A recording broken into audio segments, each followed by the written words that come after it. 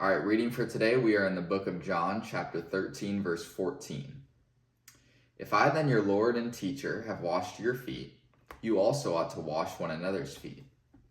This is such an amazing verse because we have to understand the context, right? We have the God of the universe, of everything, right? The creator of the heavens and the earth, all-knowing, all-powerful, right? Eternal.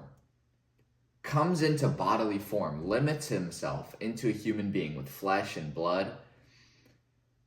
And he doesn't come as a ruler, right? He doesn't come and rule over nations and become a king and have slaves and have servants and have all these things. No. Jesus shows us what it means to truly be a leader. He serves others. Imagine the God of the universe getting down on his knees and washing your feet, right? Washing the feet of others at this time was something that the lowest of the low would do in society, right? And still today, right? Like if someone were to wash your feet, it's not like no one in a high position is going to be doing that, right? And so we have to understand that this conception of what does it mean to be a true leader in the Christian faith, right? Because what will the world teach you? Being a leader is yelling at others, telling them what to do, using your power in order to make them do whatever you want, in order to get them to make you more money, right? Enforcing your desires on other people. Using your power to gain status, to gain, more women, all these kind of things, right?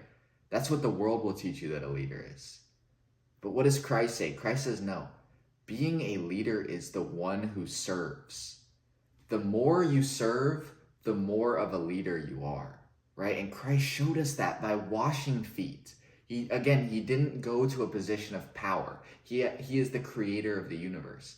He can do anything he wants. He could literally snap his fingers and have all the angels come down and destroy anybody who is against him. But no, he humbles himself. He's born in a manger, right? In Nazareth. He grows up in Nazareth, right? And so it's just this amazing moment of we have to think, if the God of the universe is willing to humble himself, and we are these human beings created from dust, how much more do we need to humble ourselves, right? Because we have this inclination to think that, no, I'm God. I get to make the rules. I can do whatever I want, right? We all have that temptation and that inclination, whether or not we are atheist, agnostic, followers of Christ.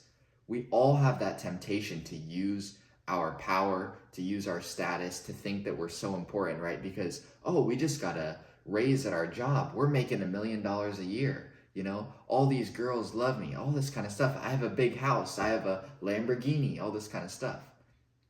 Not to say that those things are inherently evil, but a lot of times we want to use those things to show people how cool we are, to use our status on other people. But God says, no. I have washed your feet.